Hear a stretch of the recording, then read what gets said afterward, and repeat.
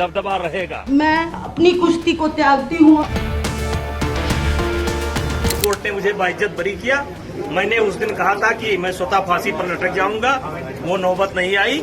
आज मैं कोर्ट से जा रहा हूँ। 2.5 सालों तक देश की सबसे बड़ी खेल और राजनीतिक बहसों में शामिल रहा एक मामला अब ऐसे मोड़ पर पहुंच गया जिसकी शायद किसी ने शुरुआत में कल्पना तो नहीं की थी। जिस विवाद ने संसद से लेकर सुप्रीम कोर्ट तक हलचल मचाई, जिसने देश की सबसे बड़ी महिला पहलवानों को सड़कों पर आने पर मजबूर कर दिया, जिसने खेल प्रशासन, राजनीति और न्याय व्यवस्था पर लगातार सवाल खड़े किए। उसी मामले में अब दिल्ली की राउज एवेन्यू कोर्ट ने भारतीय कुश्ती महासंघ के पूर्व अध्यक्ष बृजभूषण शरण सिंह और विनोद तोमर को सबूतों के अभाव में बरी कर दिया। लेकिन सवाल सिर्फ इतना नहीं, फैसला क्या आया ये जानना जरूरी है। इसके साथ ही सवाल ये भी है कि आखिर इस पूरे मामले में ऐसा क्या हुआ कि आंदोलन, एफआईआर, चार्जशीट, अदालत, गवाह और लंबी कानूनी लड़ाई के बाद कहानी यहाँ तक पहुंच पाई। आइए पूरे घटनाक्रम को शुरुआत से आखिर तक समझने की कोशिश करते हैं। टाइमलाइन समझते हैं बृजभूषण शरण सिंह की अब विवादों से इस पूरी कड़ी की और आजादी तक। कहानी की शुरुआत होती है 18 जनवरी 2023 से। दिल्ली के जंतर मंतर पर अचानक देश के सबसे बड़े पहलवान इकट्ठा होते हैं। ओलंपिक और विश्व चैंपियनशिप में भारत का नाम रोशन करने वाले चेहरे पहली बार मैच छोड़कर सड़कों पर बैठते हैं। विनेश फोगाट, साक्षी मलिक, बजरंग पुनिया और समेत इनके साथ साथ 30 पहलवान भारतीय कुश्ती महासंघ के तत्कालीन अध्यक्ष बृजभूषण शरण सिंह के खिलाफ धरना शुरू करते हैं। आरोप बेहद गंभीर, महिला पहलवानों के संग यौन शोषण, मानसिक प्रताड़ना और सत्ता के दुरुपयोग जैसे गंभीर संगीन आरोप लगाए गए। पूरे देश की नजरें अचानक इस आंदोलन पर टिक गई। मामला बढ़ता गया, दबाव इतना बढ़ा कि केंद्र सरकार को दखल देना पड़ा। खेल मंत्रालय ने आरोपों की जांच के लिए एक निगरानी समिति का गठन किया। उम्मीद थी कि जांच के बाद तस्वीर साफ हो जाएगी, लेकिन विवाद खत्म होने की बजाय और भी गहराता चला गया। फिर आया 21 अप्रैल 2023 का दिन। 7 महिला पहलवानों ने दिल्ली पुलिस के सामने औपचारिक शिकायत दर्ज करवाई। इनमें एक नाबालिग पहलवान भी शामिल रहती हैं। शिकायत में यौन उत्पीड़न के गंभीर आरोप लगाए गए, लेकिन पहलवानों का आरोप था कि पुलिस एफआईआर दर्ज करने में देरी कर रही है। मामला यहाँ रुका नहीं, बल्कि देश की सबसे बड़ी अदालत तक यानी कि सुप्रीम कोर्ट तक ये मामला पहुंच जाता है। 4 मई 2023 को सुप्रीम कोर्ट में सुनवाई हुई। अदालत ने महिला खिलाड़ियों के सुरक्षा सुनिश्चित करने के साफ और कड़े निर्देश दिए। इसके बाद दिल्ली पुलिस ने एफआईआर दर्ज की। अब ये सिर्फ विरोध प्रदर्शन नहीं था, बल्कि एक औपचारिक आपराधिक मामला बन गया।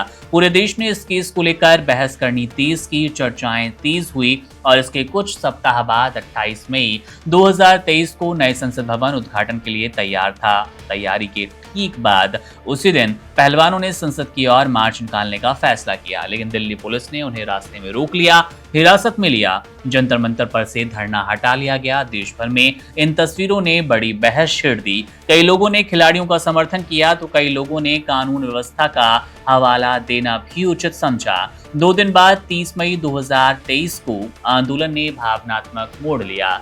विनेश फोगाट, साक्षी मलिक और बजरंग पुनिया अपने ओलंपिक और विश्व स्तर के मेडल लेकर हरिद्वार पहुंचे।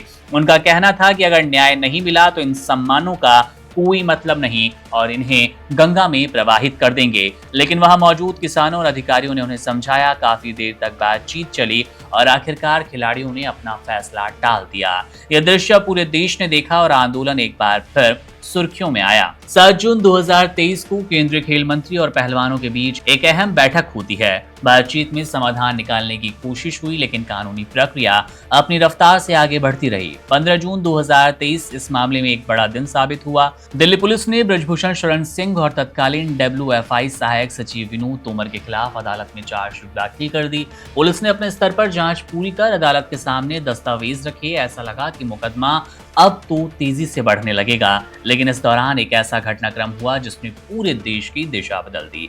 जिस नाबालिग पहलवान की शिकायत के आधार पर पॉक्सो कानून के तहत मामला दर्ज हुआ, उसने और उसके पिता ने अपने पहले दिए गए बयानों से अलग रुख अपनाया। उसके बाद दिल्ली पुलिस ने पॉक्सो मामले में क्लोजर रिपोर्ट दाखिल की। पुलिस का कहना था कि जांच में पॉक्सो के आरोपों की पुष्टि नहीं हो पाई। अब इसके बाद में अदालत ने इसे क्लोजर रिपोर्ट को स्वीकार कर लिया और नाबालिग से जुड़ा मामला औपचारिक रूप से समाप्त कर दिया गया। जुलाई 2023 में अदालत ने बृजभूषण शरण सिंह को अंतरिम जमानत दी। हालांकि बाकी महिला पहलवानों की शिकायत पर मुकदमा जारी रहा। अदालत में सुनवाई लगातार चलती रही और दोनों पक्ष अपने तर्क रखते रहे। फिर आया मई 2024। राउज एवेन्यू कोर्ट ने बृजभूषण शरण सिंह के खिलाफ यौन उत्पीड़न, महिला की गरिमा भंग करना और आपराधिक धमकी समेत कई आरोप और भी तय किए। अदालत ने पूछा कि क्या वो ये आरोप स्वीकार करते हैं। इस पर बृजभूषण शरण सिंह ने साफ शब्दों में कहा कि जब उन्होंने कोई गलती नहीं की तो वो मानेंगे क्यों।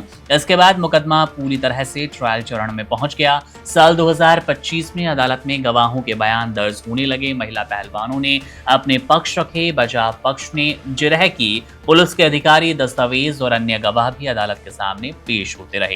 दोनों पक्षों की दलीलें कई महीनों तक चली। इसी दौरान पॉक्सो मामले में दिल्ली पुलिस की क्लोजर रिपोर्ट को अदालत ने स्वीकार कर लिया और उस हिस्से का विवाद पूरी तरह समाप्त हो गया। हालांकि बाकी शिकायतों पर सुनवाई जारी रही। लंबी कानूनी प्रक्रिया के बाद आखिरकार मामला अपने अंतिम चरण में आया। अदालत ने सभी गवाहों, दस्तावेजों, उपलब्ध साक्ष्यों का परीक्षण किया। उसके बाद 3 अगस्त को दिल्ली की राउज एवेन्यू कोर्ट ने फैसला सुना दिया। अदालत ने कहा कि अभियोजन पक्ष आरोपों को संदेह से परे साबित करने के लिए पर्याप्त साक्ष्य प्रस्तुत नहीं कर पाया। गवाहों और सबूतों की कमी को देखते हुए बृजभूषण शरण सिंह, विनोद तोमर को बरी किया गया। इस फैसले के साथ ही ये मामला, जिसने भारतीय खेल जगत, राजनीति और न्याय व्यवस्था को लंबे वक्त तक चर्चा के केंद्र में रखा, एक महत्वपूर्ण कानूनी पड़ाव पर पहुंच गया। हालांकि अदालत का यह फैसला उपलब्ध साक्ष्यों के आधार पर दिया गया। वहीं इस पूरे विवाद ने खेल संघों में जवाबदेही, महिला खिलाड़ियों की सुरक्षा, शिकायतों की जांच और खेल प्रशासन में पारदर्शिता जैसे कई बड़े और कड़े सवाल भी देश के सामने छोड़ दिए, जिन पर आज भी बहस होना जारी है। और यही वजह है कि ये मामला सिर्फ एक अदालत के फैसले तक सीमित नहीं रहा, बल्कि भारतीय खेल इतिहास के सबसे चर्चित विवादों में हमेशा याद किया जाएगा। बहरहाल बृजभूषण शरण सिंह के इस फैसले के बाद जश्न को लेकर और महिला पहलवानों की एक हार को देखकर आपके मन में क्या राय है, अपनी राय कमेंट बॉक्स में जरूर दीजिएगा। मेरा नाम है मुकुंद, आप बने रहिए वन इंडिया के साथ। शुक्रिया। Subscribe to One India and never miss an update. Download the One India app now.